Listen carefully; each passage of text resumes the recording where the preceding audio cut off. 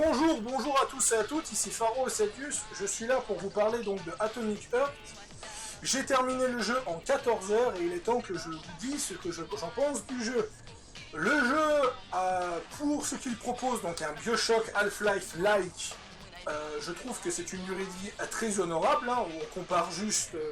Je compare juste avec mon expérience personnelle, les Half-Life, les Bioshock durent à peu près moins de 10 heures et les Metro à peu près pareil.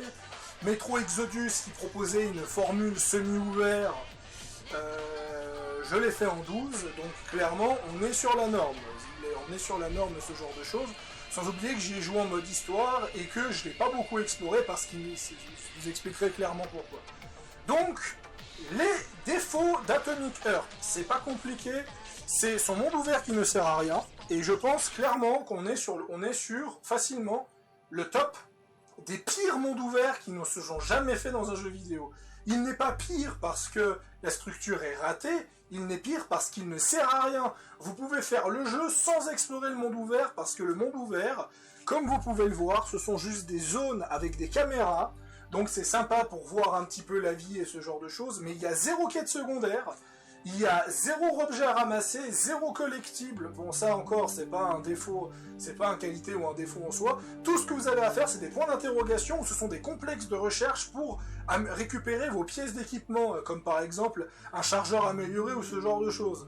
Alors autant, je trouve que c'est assez crédible pour un fusil Gauss et ce genre de choses, mais devoir aller fouiller un complexe scientifique pour trouver un chargeur de Kalachnikov, sérieusement les gars? Vous êtes sérieux là dans votre façon de faire? Ouais, c'est... J'ai pas du tout été convaincu de pas mal d'aspects du jeu par rapport à ça, et c'est vraiment dommage, et pour moi c'est le plus gros point négatif de ce jeu, c'est clairement son monde ouvert. L'autre point négatif, c'est que les ennemis sont un peu trop sac à PV, donc c'est pour ça que j'ai baissé la difficulté, parce que le jeu il était assez galère, mais assez galère sur le fait que les ennemis sont sac à PV et ils vous tuent en 3-4 coups en difficulté normale, et il y a des moments dans le jeu, mais vous êtes noyé de mobs et ce genre de choses. Je me rappelle, il y a une mission dans l'opéra, vous affrontez une vingtaine de créatures mutantes et autres, c'est un bordel, mais un bordel son nom et ce genre de choses. Et pour moi, c'est vraiment les deux gros défauts de ce jeu, c'est vraiment ça. Pour ce qui est du reste, le scénario est très intéressant, parce qu'à la fois, la première partie du scénario servira le gameplay, et la deuxième partie du scénario posera les enjeux et permettra d'explorer les intrigues du rétrofuturisme soviétique et ce genre de choses. Et c'est super bien pensé, c'est super intéressant. Et finalement, il y a quand même quelques petites surprises par rapport à ça, dont un dont je m'y attendais absolument pas. Donc c'est vraiment, le scénario est très bien. Alors de nouveau, hein, on n'est pas sur de la grande scénarisation, c'est pas Fallout New Vegas, hein, c'est pas... Qu'est-ce que vous avez comme autre jeu que vous adorez aduler scénaristiquement déjà?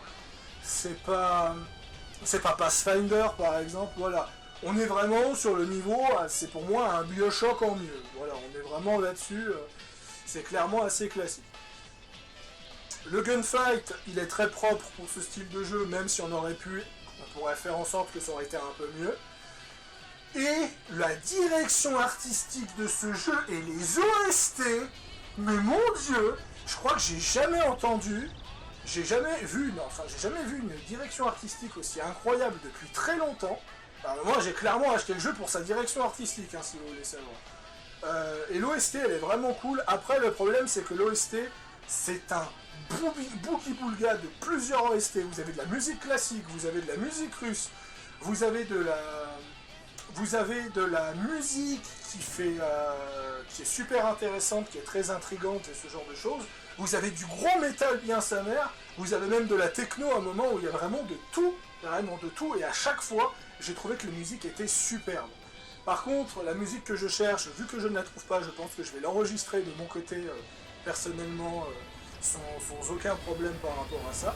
Et voilà, je pense qu'on va s'arrêter là parce que je n'ai pas plus à dire. Vraiment, le jeu il est court, mon avis il est court par rapport à ça. Un 15 sur 20. Un 15 sur 20.